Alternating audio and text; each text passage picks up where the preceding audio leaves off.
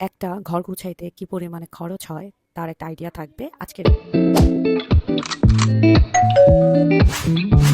Hello everyone, আসসালামু আলাইকুম। আমি শীতিকা, আপন বোন যা ইউটিউব চ্যানেল এবং ফেসবুক পেজ থেকে সবাইকে জানাই ওয়েলকাম। আজকের ভিডিওতে আপনাদেরকে দেখাবো একটা ঘর গুছাইতে আমাদের কি পরিমাণে খরচ হয়েছে, কি কি জিনিস আমাদের কেনা লাগছে, আর আনুমানিক কত টাকায় একটা ঘর গুছানো যায়।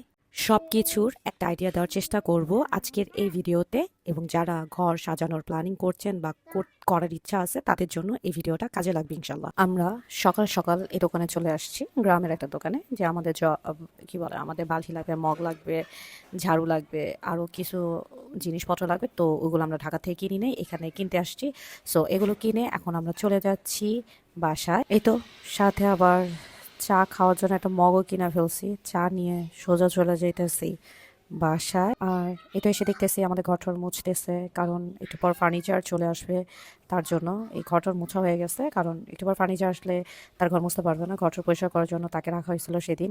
এখন ঘরটাই সম্পূর্ণ ফাঁকা, একটু পর দেখবেন ঘরটা। আলহামদুলিল্লাহ, আমাদের এখনো ঘরের কাজ অসম্পূর্ণ রয়ে গেছে, আরও অনেক কাজ বাকি আছে।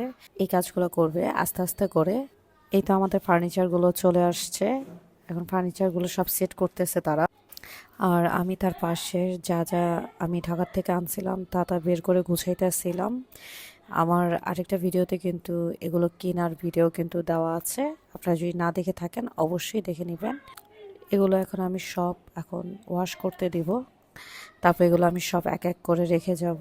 এইটা হচ্ছে আমি কিছু পাতিলা পুতিলা কড়াই টড়াই আমি সব ঢাকার থেকে নিয়ে আসছি, মানে আমি যেগুলো কিনতে আমার জানি না হয় সেগুলো আমি ঢাকার থেকে আনছি, মানে যেগুলো আমার ঢাকায় পড়েছিল, ইউজ করা হইতো না, সেগুলো আমি দেশে নিয়ে আসছি। আর এই তো আমার মানে ঘর গুছানো অলমোস্ট শেষ। এখন আমরা জানালা টানালা লাগাইতেছি, কারণ একটু পর আমি চলে যাব। আরেকটা কথা বলি, আমাদের খাট কিন্তু মাত্র ৮,০০০ টাকা প্রাইস পড়ছে কস্ট। আর হচ্ছে আমাদের এই আলমারিটা সেকেন্ড হ্যান্ড, এটা পড়ছে ১১,০০০ টাকা দাম। আর আমার বেশিরভাগই হাঁড়ি পাতিল এগুলো আমার নিজেদের বাসার। আর শুধুমাত্র মেলামাইনের যতটুকু জিনিস কিনছি সেগুলো আমি কিনছি এলাকার চকবাজার থেকে। আর টুকটাক টুকটাক যা আছে মূলত আমি সব কিছুই চকবাজার থেকেই কিনছি, আরও কিছু কেনা বাকি আছে সেগুলোও কিনবো। আর এই তো এখন আমি এগুলো গুছায় টুছায় এখন চলে যাব, আমাদের দুইজনের অনেক খিদা লাগছে খেতে। তো সবার চিরচেনা একটা রেস্টুরেন্টে যাব, আর সেখানকার খিচুড়ি কিন্তু খুবই মজার, সেটারও একটা রিভিউ কিন্তু থাকবে। এই তো চলে আসলাম আমাদের বিক্রমপুরের এক তো মজার একটা রেস্টুরেন্ট, যে মানে লিফ লঞ্চ, যেটা আপনারা অনেক রিভিউ দেখেন। এটা কিন্তু বিক্রমপুরের রেস্টুরেন্ট। সো এখানে আমরা চলে আসছি দুপুরে লাঞ্চ করতে। অবশ্যই এটা গিয়ে লাঞ্চ করার সময় আত্মীয়র কথা মনে না পড়লেও আমার বোনের কথা খুব মনে পড়তেছিল, কারণ ওরও এই খিচুড়িটা খুবই পছন্দের। তো ওর পছন্দের জায়গায় আমি গেছি আর ও নাই, এই জন্য ওরেও খুব মিস করতেছিলাম। তো যাই হোক, আরেকবার নেক্সট টাইম ইনশাল্লাহ দুই বোনে মিলে এসে খাবো, আল্লাহ যদি রিজিকে লিখে রাখে ইনশাল্লাহ। তো এখানে আমি একটু ভিডিও করতেছিলাম, কারণ এখানকার কিন্তু সব সময় অনেক ক্লিন থাকে, সব কিছুই অনেক ক্লিন থাকে, এত সুন্দর লাগে। আমি হয়তো বা 2 থেকে 3 বার আসছিলাম, এটা নিয়ে হয়তো বা 3য় বার আসছি। তো লিফ লঞ্চের কিন্তু খাবারের প্রাইস হাই আমি বলবো, কারণ খাবারের প্রাইস প্রচুর, খুব যে কম তা না।